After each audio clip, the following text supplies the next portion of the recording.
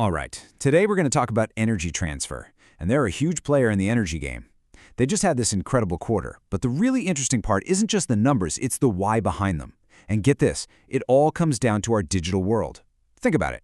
AI, all those data centers, they're creating a brand new kind of energy boom. So yeah, let's get right into it. Okay, first things first. To really get a sense of the scale we're talking about here, you have to see this map. I mean, look at that. This isn't just a couple of pipelines, right? This is a sprawling, coast-to-coast network. These are the arteries that move the very stuff our economy runs on. We're talking natural gas, crude oil, you name it. Their footprint is just huge. So when you're this big, you've got to ask yourself, where does the next wave of growth even come from? And the answer, well, it's probably not what you'd expect. In fact, it has everything to do with what you're doing this very second. It's all about our digital lives. All right, let's get into it. A record-breaking quarter. To really see where they're going, you first got to understand the incredible momentum they have right now. And trust me, the numbers tell a pretty powerful story.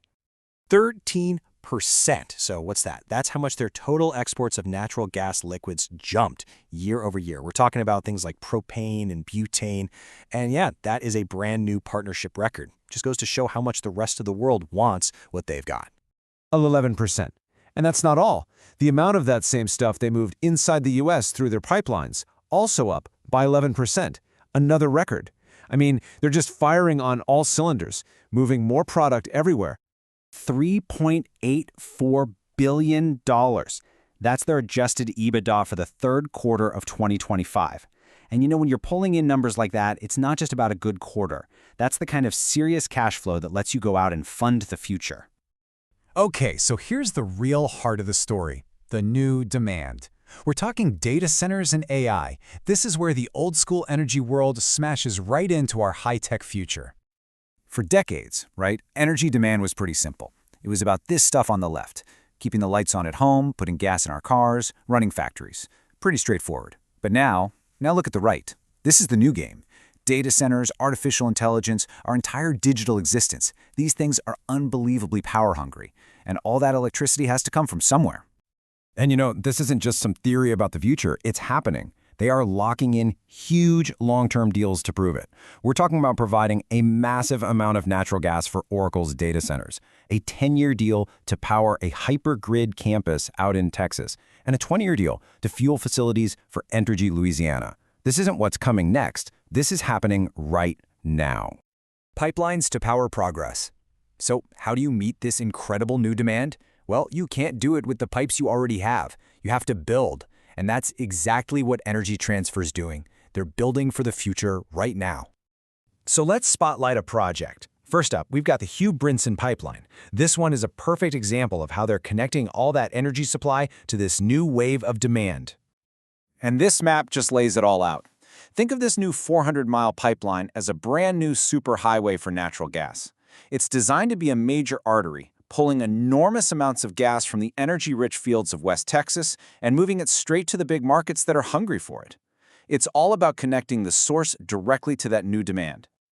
Next up, another big one, the Desert Southwest expansion. Because, you know, their plans are way bigger than just Texas.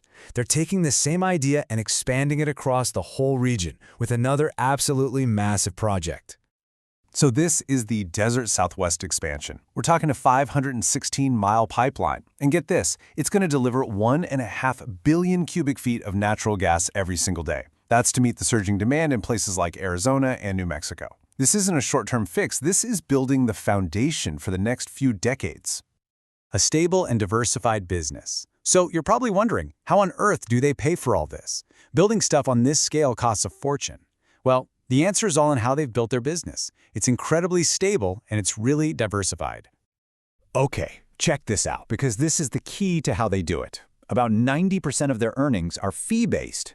What does that mean? Well, think of it like a subscription service, but for pipelines. Companies pay them a fee to reserve space, whether they use all of it or not. And no matter what the price of gas is that day, that creates incredibly stable, predictable cash flow. And then, on top of that stability, you've got diversification. They do not put all their eggs in one basket. Just look at this breakdown. They're making money from NGLs, from midstream, from crude oil, all over the place. So if one segment has a slow quarter, the others can pick up the slack. It's this combination of stability and diversity that gives them the confidence and the cash to go out and build these massive new projects. Okay, so looking down the line, what's next? They've got the money, they've got the strategy. Let's take a look at the timeline for how this all comes together. And this isn't just wishful thinking. They have a very clear roadmap. You can see the key milestones here.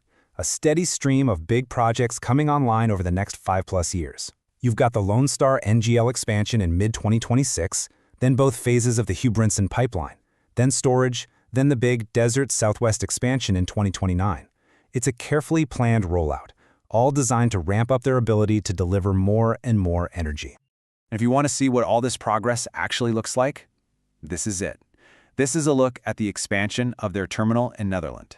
This makes it all real, you know? It's not just numbers on a page, it's actual steel. It's real-world engineering, and it's all being built to power the digital world we all live in. So that really brings us to the big final question, doesn't it? As our digital world gets more and more complex, its demand for power isn't just growing, it's accelerating. So you have to ask, who is going to build all the massive infrastructure that's needed to support it?